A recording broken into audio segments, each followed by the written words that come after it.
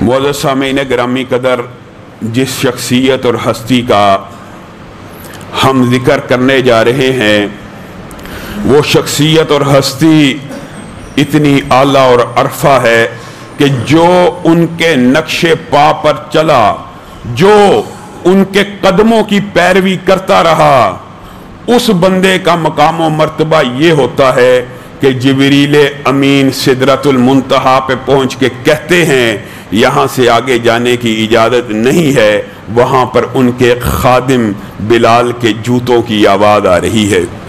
یہ وہ عظیم شخصیت ہے کہ جس کے نقش پا پر چلنے والے کبھی جنت میں محل بناتے ہیں، کبھی اللہ رب العزت آسمان سے ان کا نام لے کے مخاطب کرتا ہے۔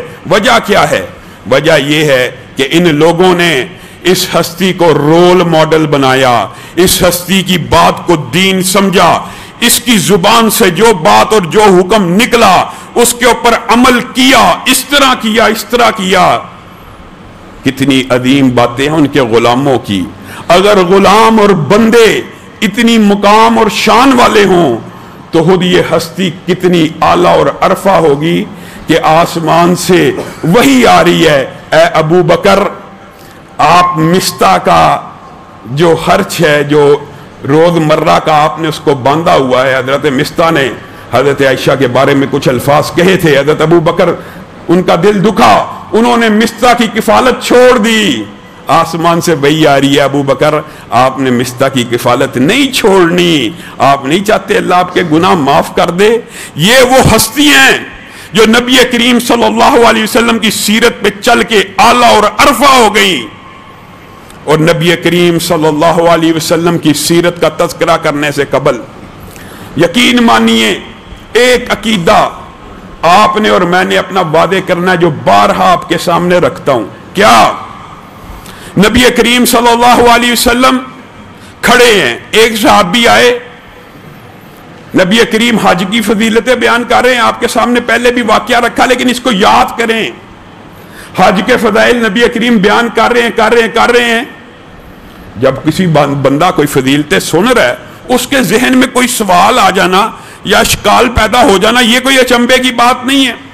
ایک صحابی کھڑے ہوئے، کیا اللہ کے رسول جو آپ حج مسلمانوں کے اوپر فرض کرتے ہیں اور اس کی اتنے فضائل بیان کرتے ہیں کہ جس نے حج کیا آج ایسے ہو گیا جیسے ماں کے پیٹ سے پیدا ہوا ہے، تو ہمیں بتلائیے افی کلی آمن، کیا یہ حج مسلمانوں پہ ہر سال فرض کیا گیا ہے؟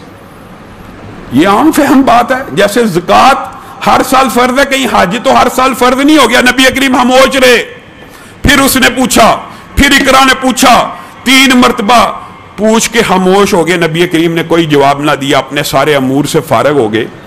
اس کے بعد اقرا بن حابس کو اپنے پاس بلایا اور کہا ادھر آؤ، بات سنو، تم مجھ سے بار بار سوال کر رہے تھے نا کہ کیا ہر سال امت محمدیہ پہ حج فرض ہے؟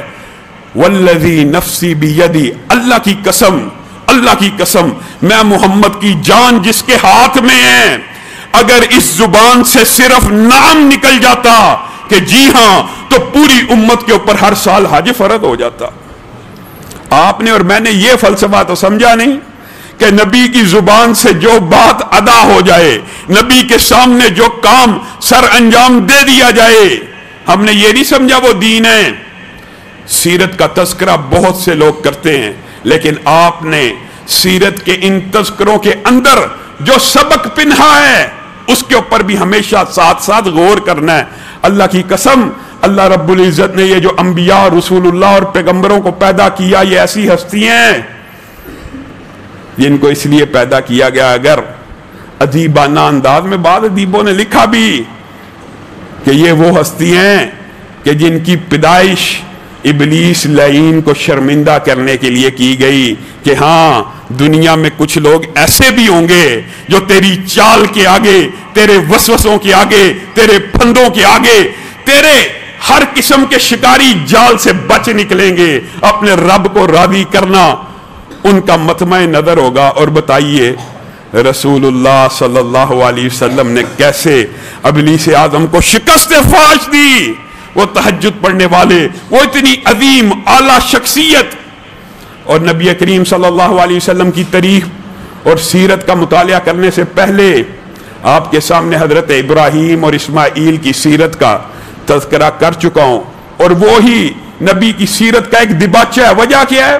जद्दे अमजद हैं, और उनकी दुआ है ये कि अल्लाह ताला यहां पे एक ऐसा रसूल और पैगंबर पैदा कर जो इनको आयात तेरी पढ़ पढ़ के सुनाए, इनको पकीजा करे, इनको ताहिर करे, इनको पाक साफ करता रहे।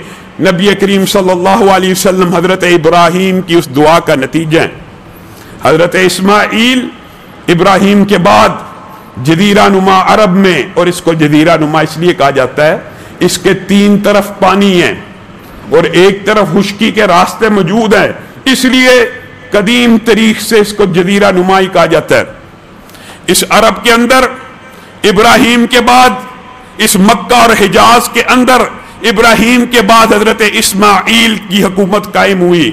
अगर इक्तदार के एतबार से भी देखा जाए, अगर सरदारी के एतबार से भी देखा जाए, तो यह बात दुरुस्त है कि इस्माइल इब्राहीम के वारिस थे और वही मक्का और हिजाज के सरदार थे। उसके बाद ये जो आपके सामने मैं मुख्तसर तारीख रख रहा हूं, ये आप यूं समझिए, ये बिल्कुल मुख्तसर तौर के ऊपर आपके सामने रखी जा रही है। इनकी बड़ी तफसीलात हैं। हजरत इस्माइल के 2 बेटे, एक नाबित और एक कीदार, उनके बाद हुकूमत यके बाद दीगरे इनको मुंतकिल हुई। लेकिन फिर क्या हुआ? ये इस्माइल की औलाद में से आखिरी 2 हैं, और यही वो हैं जिनका तज़किरा इंजील में, तुरात में आपको मिलेगा। क्या मिलेगा?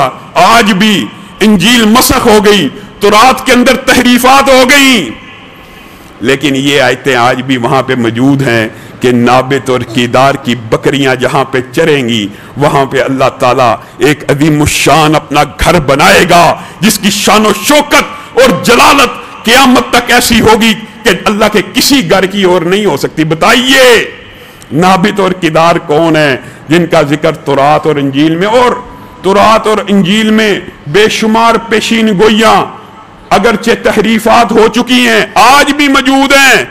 हत्ता कि खुद नबी करीम सल्लल्लाहु अलैहि वसल्लम के हवाले से डॉक्टर जाकिर नाइक का एक मुकम्मल लेक्चर मौजूद है, और भी खुतबा ने और स्कॉलरों ने इस बारे में लिखा है कि तुरात और इंजील में नबी करीम की आमद की कौन कौन सी पेशीन गोई तहरीफ के बावजूद मौजूद है। उनमें से एक मशहूर ये भी है, वो फारान की चोटियों से आएगा, 10,000 कद्दूसियों का लश्कर उसके साथ होगा, उसकी शरीयत बैदा होगी। क्या मतलब? चमकदार, एक हाथ में तलवार होगी, एक हाथ में नूर बमाना कुरान होगा। ये सारी पेशीन गोइयां तुरात और इंजील में मौजूद हैं। हत्ता के सबसे अजीब बात यह है कि नाबित और कीदार का नाम मौजूद है कि इस्माइल की औलाद में से नाबित और कीदार सबको पता है उनके बेटे थे। इनकी बकरियां जहां पे चरती होंगी, बताइए मक्का के अलावा नाबित और कीदार की बकरियां कहां चरती हैं? वहां पे अल्लाह ताला एक अज़ीम शान और शौकत और जलालत वाला, ये तहरीफ शुदा इबारत है, आपके सामने तहरीफ शुदा इबारत पेश कर रहा हूं, जिसकी क़यामत तक हैबत कायम रहेगी। हुआ क्या? इनके जो बेटे थे नाबित और कीदार के, उनके नाना ने नाबित और कीदार के जाने के बाद इब्ने अमर जुरहमी, आपको पता होगा हजरत हाजिरा के वाक़े के अंदर आपके सामने ये बात रखी थी कि कबीला जुरहम के लोग वहां पे आए, उन्होंने कहा हमें भी आबाद होने दीजिए। हजरत हाजिरा ने कहा अगर आबादी चाहते हो कुएं के साथ हो जाओ। उन्हीं में से इन बच्चों का, कीदार और नाबित के जो बच्चे थे, उनका नाना इब्ने अमर जुरहमी, इनके चले जाने के बाद उसने मक्का की सरदारी को संभाल लिया।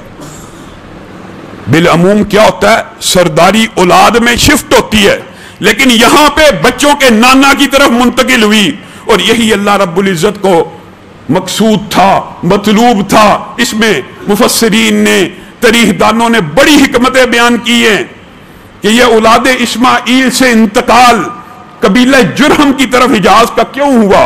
यह एक लंबी चौड़ी बहस है, इसमें अल्लाह रब्बुल इज्जत की बहुत सी हिकमतें पोशीदा हैं कि औलाद इस्माइल की हिफाजत अल्लाह रब्बुल इज्जत ने करनी थी।